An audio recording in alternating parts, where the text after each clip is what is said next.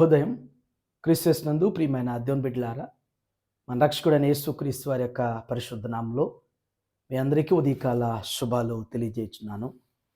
4th ఫెబ్రులో దేవుడి ఉదయకాల సమయంలో దేవుని యొక్క స్వరమైనటువంటి కృపను దేవుడు మనందరికీ అనుగ్రహించడాన్ని బట్టి దేవునికి మనం ఎంతగానో కృతజ్ఞతలు చెల్లించాల్సిన వారిగా ఉన్నాం.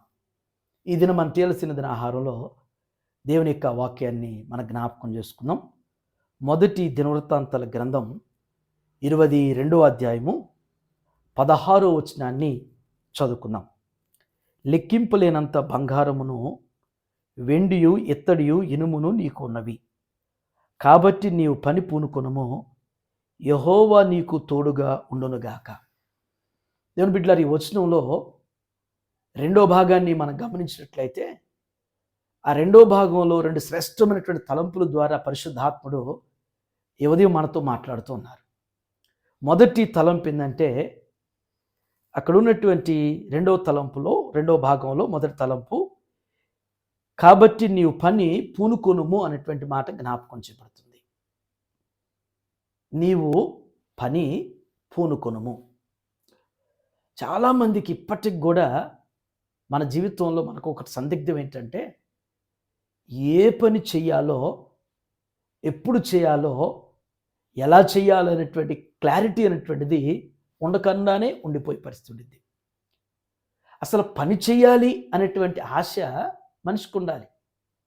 ఎందుకంటే దేవుడు సమస్తాన్ని కూడా సృజించినటువంటి ఏదైనా వనంలో సమస్తాన్ని ఇచ్చి, మరి ఆదామును దేవుడు కలుగు చేసిన తర్వాత ఆదాముకు కూడా పని చెప్పాడు. నీవు సేద్యం చేయాలి, నువ్వు ఊరకే కూర్చుని తింటానికో లేకపోతే ప్రశాంతంగా ఈ సమస్త సృష్టిని అనుభవించడానికి కాదు, నీవు సేద్యం అనేటువంటి మాట జ్ఞాపకం చేయబడింది. కాబట్టి మన జీవితంలో కూడా ప్రతి ఒక్కరూ కూడా, ప్రతి మనిషి కూడా ఏదో పని చెయ్యాలనేటువంటిది ఖచ్చితంగా ఉండాల్సినటువంటి ఆలోచన. అంటే లేఖనంలో కూడా జ్ఞాపకం చేసేటువంటి మాట ఏంటంటే, పని చేయకుండా ఆహారం పుచ్చుకొనకూడదు అనేటువంటి మాటే ఉన్నది. అంటే పని చేయకపోతే ఆకలి ఎలా వేస్తుంది? పని చేయకపోతే శరీరం అలసిపోకపోతే ఎలాగా తినాలనిపిస్తుంది? కాబట్టి పని అనేటువంటిది ప్రాముఖ్యమైనటువంటిది.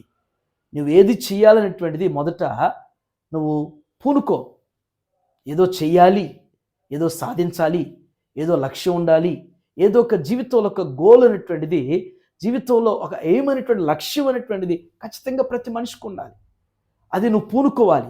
ఎప్పుడు పోస్ట్పోన్ చేసుకుంటా, చూద్దాం, చేద్దాం, ఎప్పుడో అప్పుడో, టైం కలిసినట్లా, వాళ్ళు సహకరించట్లా, ఎప్పుడు కూడా మన బ్రతికిన కాలం, మన జీవించినంత కాలం ఎవరినో ఒకరిని బ్లేమ్ చేస్తూనే ఉంటాం.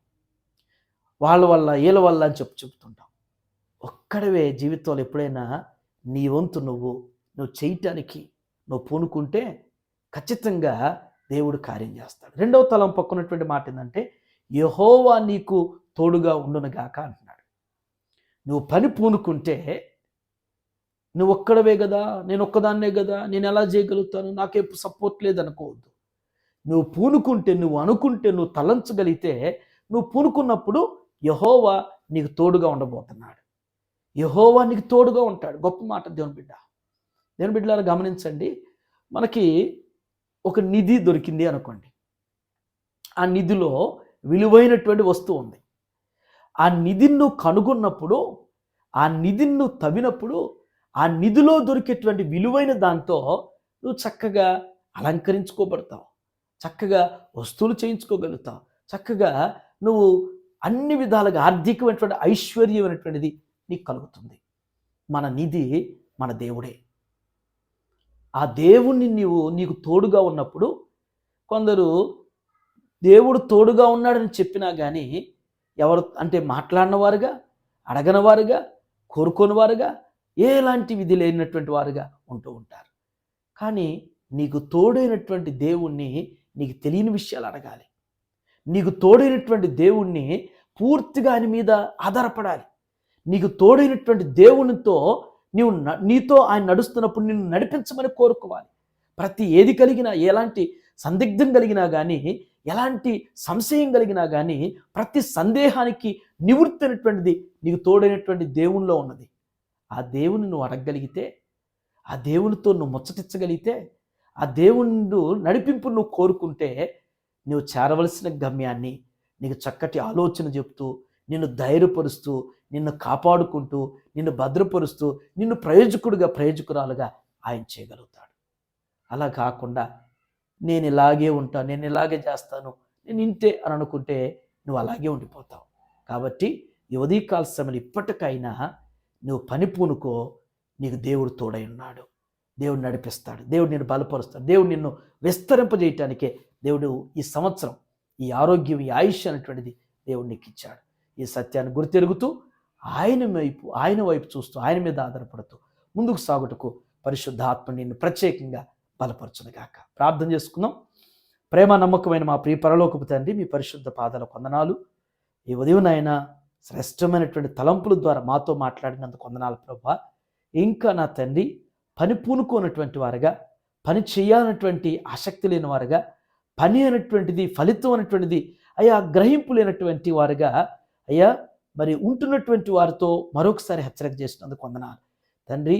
మా జీవిత కాలం అంతా నా ప్రభువా ఏ పని చేయాలో అన్నటువంటిది క్లారిటీ లేకుండానే, ఏ పని చేయాలో అన్నటువంటి ఆలోచన లేకుండానే ఉంటున్నటువంటి వారికి మరొక రీతిలో హెచ్చరిక చేసిన దాన్ని బట్టి వందనాలు.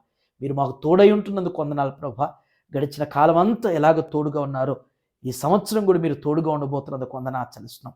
మీ తోడును బట్టి నాయన మా జీవితంలో లక్ష్యాన్ని చేరుకోవటానికి మీ సహాయాన్ని బట్టి, మీ ప్రమేయాన్ని బట్టి, మీ యొక్క నడిపింపును బట్టి నా తండ్రి అయ్యా మీ యొక్క మీరు అనుగ్రహించేటువంటి సమస్తాన్ని బట్టి నా తండ్రి మా జీవితంలో ఇంకెక్కువగా ముందుకు సాగేటువంటి కృపలో భూ సంబంధంగా, పరసంబంధంగా, భౌతికంగా, ఆధ్యాత్మికంగా నా తండ్రి అయ్యా బలపరచబట్టుకు మీ కృప దయచేయండి. ఈ ఉదయం టీఎల్సీ చూస్తున్న ప్రతి బిడ్డని, ప్రతి కుటుంబాన్ని కూడా మీ చేతుల దగ్గర ఎత్తిపడుతున్నాను ప్రభువా. వాక్యానుసారంగా స్థిరపరచి బలపరచమని, దినదీవులతో నింపమని నజరేయుడైనటువంటి యేసుక్రీస్తు వారి యొక్క ఉన్నత నామంలో ఈ మనవులు అడిగి పొందుకుంటున్నాం తండ్రి. ఆమేన్. దేవుడు మీ అందరికీ తోడైండి సహాయం చేయనుగాక. ఆమేన్.